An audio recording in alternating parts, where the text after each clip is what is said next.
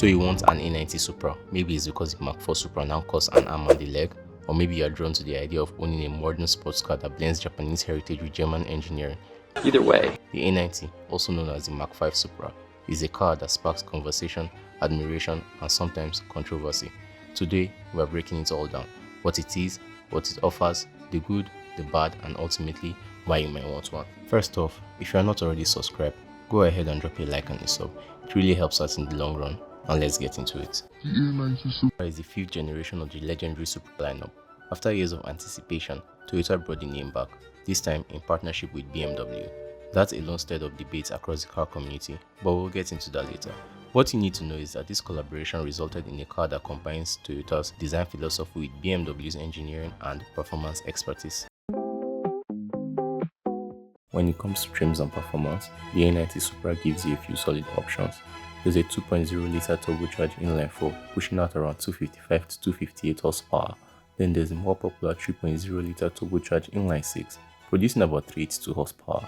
You also get variants like the 3.0 Premium and special editions like the MK5 Final Edition, which come with added features, styling tweaks, and slight performance refinements.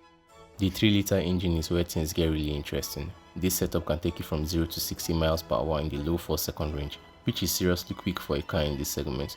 Pair that with an 8-speed automatic transmission that shifts fast and smooth, and you've got a car that feels alive every time you step on the gas.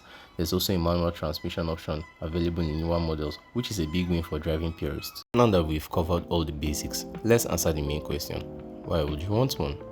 Let's get started with the good. This car looks incredible. From the long hood to the short rear deck, it screams performance. The wide stance, sculpted body lines, and aggressive front fascia all come together to create something that genuinely turns heads. The 19-inch stock wheels add to its presence, giving it that planted, ready to bounce look whether you're parked or rolling through the streets.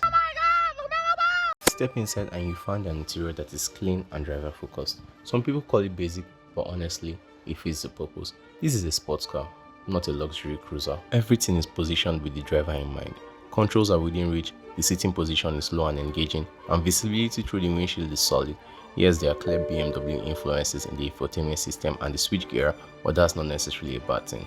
It's intuitive, responsive, and packed with features like navigation, Apple CarPlay, no Android Auto, and the premium sound system. The suspension setup is tight without being overly harsh, and the adaptive dampers do a great job of adjusting to different driving conditions. Whether you're cruising on the highway or attacking a twisty back road, the car feels composed and confident. Add in the Brembo brakes and you've got stopping power that matches the performance.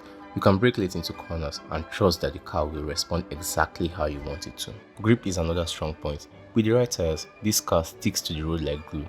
But if you're in the mood to have some fun, it's also very capable of breaking traction and letting the rear end step out. It gives you that perfect balance between control and excitement, depending on your driving style. While it may not be the most powerful car in its class, power to weight ratio makes it feel quick and lively. With around 382 horsepower and a curb weight of roughly 1,500 kilograms, it's more than enough to put a smile on your face.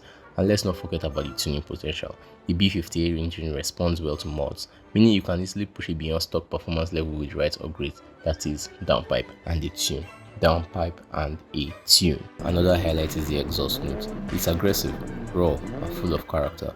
You get pops and bubbles on downshifts and a deep throaty sound under acceleration. It might not be everybody's style, but it definitely adds to the overall driving experience and gives the car a strong personality. Now let's move on to the not so good part. One of the biggest complaints is visibility. The car has noticeable blind spots, especially when doing over-the-shoulder checks. This can be even more challenging for taller drivers. The thick pillars and small rear window don't help much either, so you find yourself relying on sensors and cameras more often than you'd like to. Next up is practicality, or the lack of it. This is a true coupe. 2 doors, 2 seats, and that's it. Trunk space is quite limited.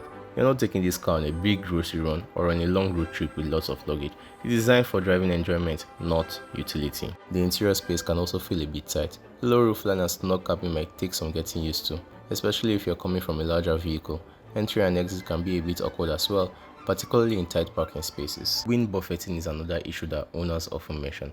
At speeds above 50 mph with the windows down, you might experience a noticeable pulsing sound inside the cabin. It's not a deal breaker, but it can get annoying during longer drives. Since the A90 Supra uses a BMW source engine, it comes with some of the typical concerns associated with BMW components. Things like the water pump may need replacement over time, PCV valves should be checked regularly, Oil filter housings can develop leaks, and you might encounter oil leaks from valve covers or some gaskets. The cooling system, which relies heavily on plastic components, also require attention.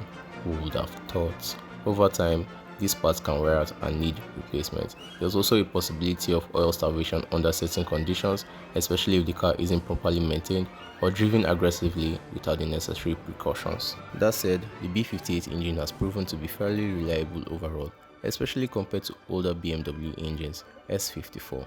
As long as you stay on top of maintenance, regular oil changes, inspections, and using quality parts, you should most likely, more often than not, probably in every situation, be fine. Ownership cost and parts availability are things to consider as well. Since this is a BMW platform, expect to hear BMW prices, but I'm sure we all knew that. So, what do I think? The A90 Supra is a car that knows exactly what it wants to be. It's not trying to be the most practical or the most luxurious.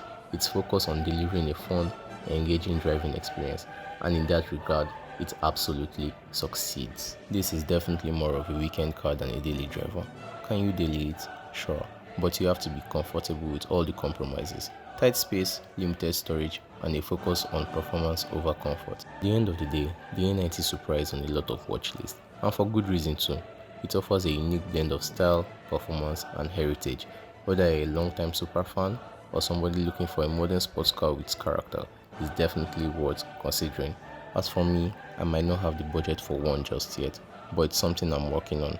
I'll keep grinding, stay focused, and turn those dreams into reality. I'll catch you in the next one. God bless.